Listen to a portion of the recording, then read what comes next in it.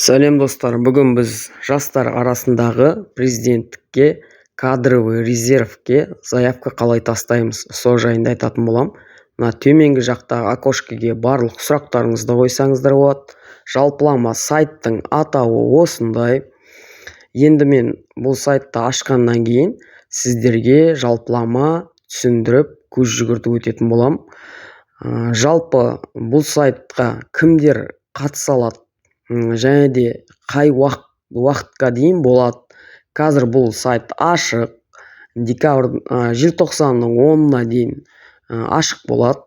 Және де жыл соңында результаты шығатын болады.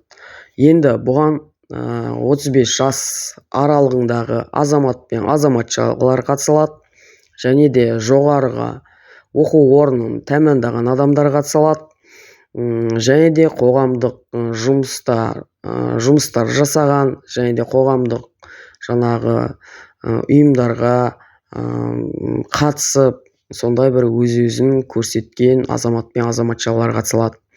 Жалпылама мен сайтты сіздерге көрсетіп кеттім алдыңғы записьте. Сондықтан сол сайтқа тіркеліп, не болмаса сол сайтты жазып өздеріңіз толыққанды танысып шықсаңыздар болады. Енді мына 2023 жылғы әлі результат шыққан жоқ. Мен сіздерге айттым, бұл қазір қабылдау процесі жүріп жатыр. Желтоқсанның ортасында результат шығады. Мына шарттарында барлығы жазылған. Сондықтан қарап шықсаңыздар болады. Мына жерде 2019 бен 2021 жылдың результаттары осындай азамат пен азаматшалар саны көріп тұрсыздар. Қатысқан ең соңына дейін міне 50 деп тұр ғой. Әр кезеңнен өтеді. Былай айтқанда воронка дейді ғой.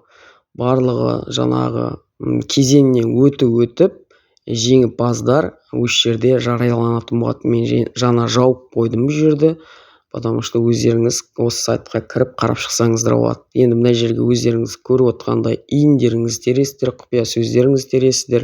Осылай кіріп, танысып шықсаңыздар болады. Егер кімге ыңғайлы, тіркеліп қатыссаңыздар болады. Достар, міндетті түрде лайк, комментарий қалдырамыз мені қолдап. Алдағы уақытта жақсы видео түсіретін.